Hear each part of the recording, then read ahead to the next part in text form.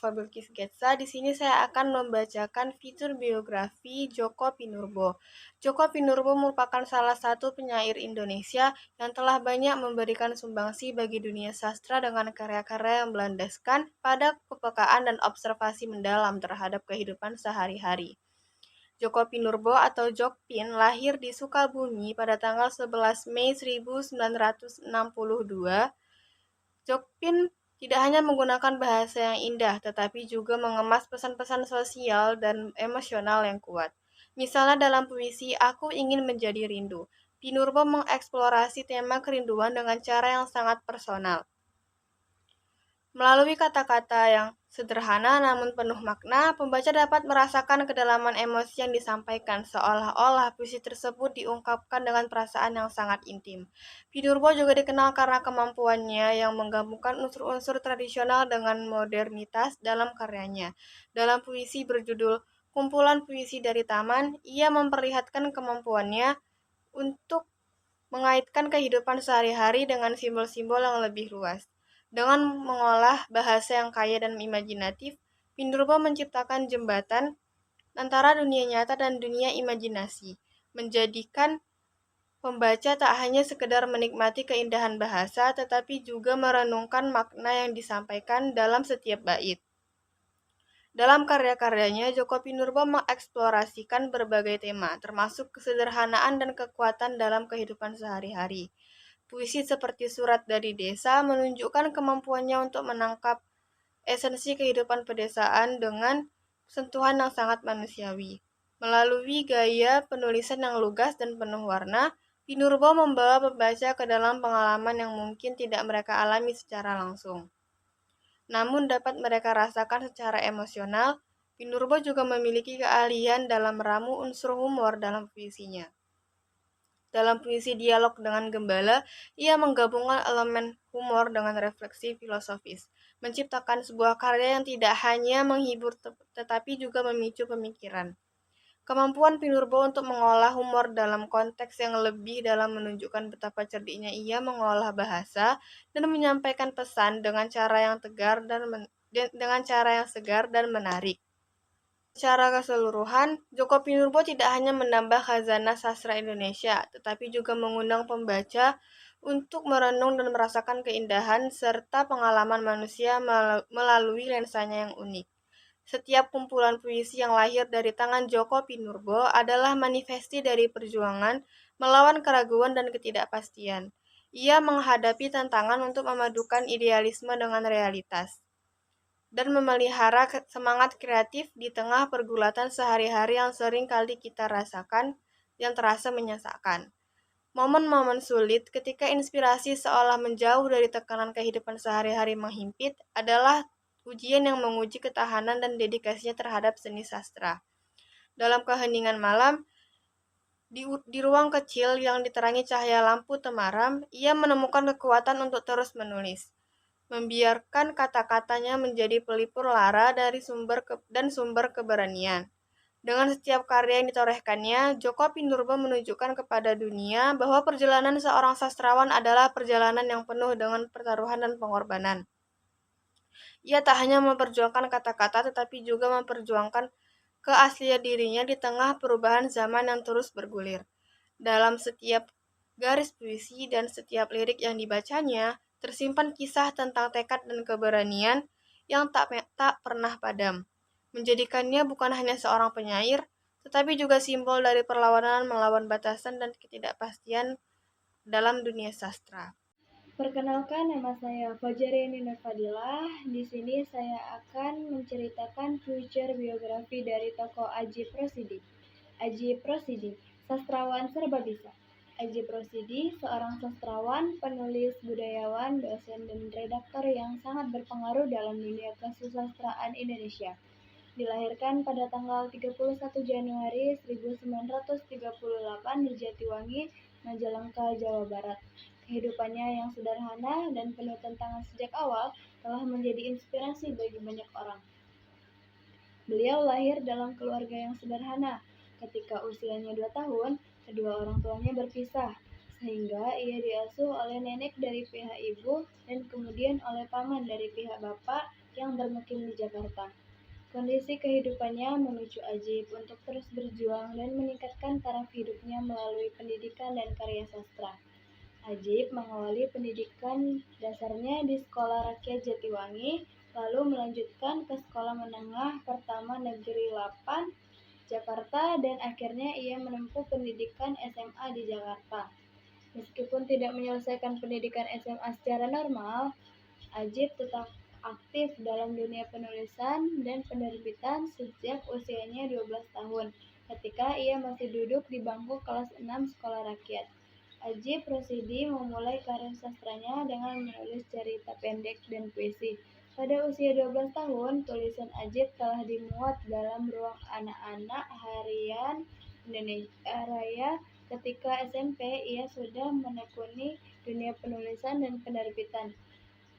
Menulis dalam 3 bahasa, yaitu bahasa Indonesia, Sunda, dan Jawa. Karya-karya beliau yang paling terkenal termasuk Jeram, Kumpulan Saja 1970, Nama dan Makna, Kumpulan Saja 1988, Membicarakan Cerita Pendek 1959, dan masih banyak lagi. Ia juga aktif menulis cerita drama, cerita rakyat, cerita wayang, bacaan anak-anak, lelucon, dan memoir, serta menjadi editor beberapa bunga rampai. Ajib Rosidi tidak hanya dikenal sebagai sastrawan yang produktif, tetapi juga sebagai tokoh yang berpengaruh dalam bidang kesusastraan dan kebudayaan. Ia menerima berbagai penghargaan sastra, termasuk Hadiah Sastra Nasional 1955 sampai 1956 untuk kumpulan cerita pendeknya yang berjudul Sebuah Rumah Buat Hari Tua, Cultural Award 1975 dari pemerintah Australia, Hadiah Mastera 2003 dari Brunei, Hadiah Seni dari pemerintah Republik Indonesia tahun 1993, dan masih banyak lagi. Ajib Rosidi juga aktif dalam dunia pendidikan. Pada tahun 1967, ia bekerja sebagai dosen di Universitas Pajajaran Bandung. Ia kemudian diangkat sebagai guru besar tamu di Osaka Gaikugo Daigaku, Universitas Bahasa Asing pada tahun 1981. Selain itu, ia juga mengajar di Tentri Daigaku 1982 sampai 1964 dan Kyoto Sangyo Daigaku 1982 sampai 1996. Ajib menikah dengan Fatima ketika berusia 17 tahun dan dikaruniai 6 orang anak. Kehidupan pribadinya yang sederhana dan penuh dedikasi terhadap karyanya telah menjadi contoh bagi banyak orang. Beliau tutup usia pada Rabu 29 Juli 2020 setelah menjalani operasi di RSUD Tidar, Magelang, Jawa Tengah. Ia meninggalkan istri dan 4 orang anaknya, serta warisan yang sangat berharga dalam dunia kesusastraan Indonesia. Karya-karyanya yang menyentuh dan berbagai penghargaan yang diterimanya telah membuat menjadi salah satu pengarang sajak cerita pendek yang paling produktif di Indonesia. Dengan demikian, Ajib Rosidi adalah seorang sastrawan serba bisa, telah berkontribusi besar dalam dunia kesusastraan. Kehidupannya yang penuh tantangan dan dedikasi terhadap karyanya telah menjadi inspirasi bagi banyak orang. Warisannya dalam bentuk karya sastra dan pengaruh dalam bidang kebudayaan akan terus dikenang dan dihargai oleh masyarakat Indonesia. Itulah future biografi dari tokoh Ajib Rosidi. Terima kasih. Perkenalkan, nama saya Vanisha, akan menjelaskan feature biografi dari Nur Sultan Iskandar yang memiliki nama panjang atau yang memiliki nama asli Muhammad Nur dan lahir pada tanggal 3 November 1893 di Sungai Batang, Maninjau, Sumatera Barat. Ia adalah salah satu tokoh penting sejarah sastra Indonesia yang berasal dari suku Minangkabau dan diberi gelar Sultan. Ia diberi gelar Sultan setelah menikah, yang menandai awal dari perjalanan hidupnya yang penuh prestasi di dunia sastra dan kebudayaan. Setelah menuntaskan pendidikan di sekolah Melayu, Iskandar memulai karirnya sebagai guru.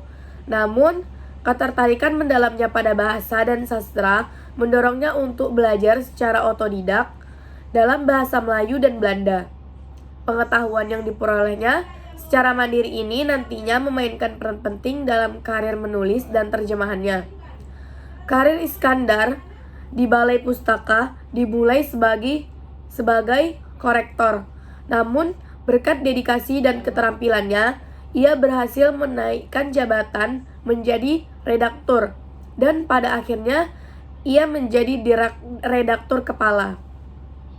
Di Balai Pustaka, Iskandar terlibat dalam penyuntingan dan publikasi banyak karya sastra, termasuk karya asli, saduran, dan terjemahan. Ia dikenal sangat produktif sebagai sastrawan yang menghasilkan novel, buku pelajaran, dan terjemahan, serta memperkenalkan karya-karya penulis asing seperti Alexander Dumas dan Rider Haggard kepada pembaca yang ada di Indonesia. Penghargaan atas jasa-jasanya dalam bidang kebudayaan dan perjuangan kemerdekaan datang pada tahun 1961 ketika ia dianugerahi penghargaan Satya Lencana. Selain itu, Departemen Sosial juga memberikan tanda kehormatan perintis kemerdekaan sebagai bentuk penghargaan atas kontribusinya dalam perjuangan kemerdekaan Indonesia. Dengan karya-karyanya yang mencakup berbagai genre, Nur Sultan Iskandar telah meninggalkan jejak yang mendalam dalam sastra dan pendidikan di Indonesia, yang menjadikan salah satu pelopor terpenting dalam sejarah dan kebudayaan nasional. Sekian feature biografi dari Muhammad Nur Sultan Iskandar. Perkenalkan, nama saya Nazla Pasha Aulia dari 12E. Di sini saya akan menceritakan seorang sastrawan yang bernama Umar Khayyam. Saya akan sedikit memberi tahu biografi sosok Umar Khayyam ini.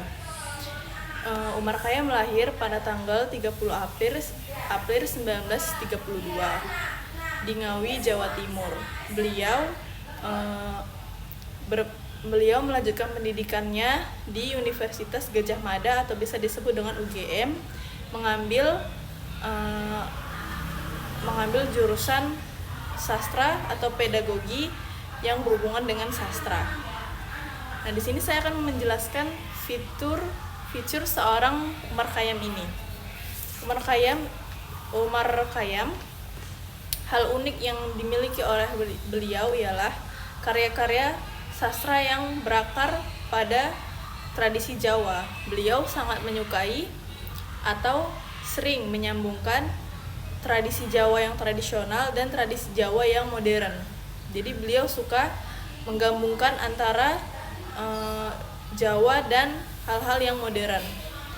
Dan selanjutnya ada hal yang menarik dari Umar Khayyam. Hal yang menarik dari Umar Khayyam ini seperti saya bilang tadi, penggabungan budaya Jawa dan modernitas, terus ada pengaruh multidisiplin, karakter yang humoris, rendah hati, terus peran sebagai penghubung generasi. Terus ada hal yang dapat dicontoh dari Umar Khayyam ini, menghargai dan melestarikan budaya, komitmen terhadap pendidikan, dan selalu rendah hati dan selalu kontribusi dalam hal apapun. Yang paling penting itu tentang sastra ataupun tentang kritik sosial. Beliau selain bergabung di dunia kesenian, beliau juga berada di peran atau aktor yang pernah ia mainkan, yaitu aktor sebagai Soekarno di film GS 30 PKI itu. Terus ada juga nilai-nilai yang diambil. Beliau sangat fleksibilitas dan mampu beradaptasi dengan siapapun, dan pendidikan dan pengetahuan yang lancar, dan beliau pantang menyerah tentang pendidikan. Beliau selalu berusaha tentang pendidikan, kontribusi sosial juga. Itu saja yang dapat saya sampaikan. Beliau bisa dijadikan contoh untuk kehidupan. Ahmad Fuadi menemukan kenyamanan dalam berbagi cerita. Ahmad Fuadi, seorang penulis sekaligus wartawan dan aktivis sosial multitalen berkelahiran di Bayur, Sumatera Barat pada 30 Desember 1973. dari ayah yang merupakan guru madrasah serta ibu seorang guru SD. Bermula di sebuah kota dengan julukan Bumi Reog hingga ke negara pohon maple. Melanglang buana demi mengabdi dan menjadi orang yang bermanfaat telah menjadi tujuan hidupnya selama puluhan tahun. Ditemani oleh keluarga yang amat suportif, karir, serta prestasi akademik yang cemerlang, membukakan pintu seluas-luasnya kepada pengalaman tak terbatas untuknya. Keberhasilannya dalam meraih beasiswa bergengsi seperti Chevening dan Fulbright mengantarkannya berkelana mulai dari kota London hingga negeri Paman Sam, meninggikan ekspektasi orang terhadap kehidupannya yang bahagia. Pria berumur 51 tahun itu berujar bahwa ia sangat bersenang-senang dalam belajar, bekerja, dan pulang ke keluarga penuh kasih sayang. Hal itu keren dan membuatnya nyaman. Namun kemudian ia mulai merasa bahwa kenyamanan itu membuatnya menjadi tidak nyaman karena suatu alasan. Dia mulai bertanya-tanya, kenapa ia merasakan hal seperti itu? Menjada wajada. Siapa yang bersungguh-sungguh, pasti ia akan berhasil. Orang yang paling baik di antaramu adalah orang yang paling banyak memberikan manfaat. Berbekal kata-kata itu, ia yakin ingin memulai perjalanan menulisnya, tapi tidak mengetahui jenis tulisan apa yang akan diciptakannya. Satu-satunya orang yang menemukan potensi Ahmad dalam menulis adalah istrinya, Danya Dewinta. Perempuan yang kerap disapa Yayi itu menyarankan Ahmad untuk menulis tentang kehidupan santrinya selama berada di pondok modern Darussalam Gontor, hingga terciptalah buku bestseller berjudul Negeri Lima Menara. Buku ini mendorongnya untuk lanjut menulis 2 buku lainnya, yaitu Ranah 3 Warna dan Rantau 1 Muara, yang turut menceritakan pengalaman dan perjuangannya hingga bisa berada di titik ini dengan sosok pemeran utama bernama Ali Fikri. Ahmad Fuadi berkata bahwa istrinya sempat ketakutan karena istrinya tahu bahwa Ahmad tidak membaca novel, jadi tidak ada kemungkinan bahwa dia mampu menciptakan novel. Yayi, istrinya membelikan buku di Singapura, judulnya How to Write a Novel. Siapa sangka, kini ia sukses menjadi salah satu penulis buku trilogi bestseller. Ia menyatakan bahwa tulisan yang baik selalu datang dari niat yang baik pula, serta tulisan yang datangnya dari hati. Kisah terdalam tersimpan di hati, kita hanya perlu menemukannya. Begitu kita menemukan dan menuliskannya, hal itulah merupakan cara bagaimana kita dapat terhubung dengan pembaca. Dengan pengalaman mengunjungi berbagai negara di penjuru dunia, sembari menceritakan pengalamannya diundang oleh pemerintah Jepang untuk menghadiri Cultural Leader Program dan berkesempatan untuk merasakan kehidupan di Jepang, ia berkata, jadi ya, menulis bisa membawa kita kemana saja. Perkenalkan, nama saya Syafatika Zahra. Saya akan menceritakan feature biografi mengenai Muhammad Ainun Najib atau yang biasa dikenal dengan Cak Nun.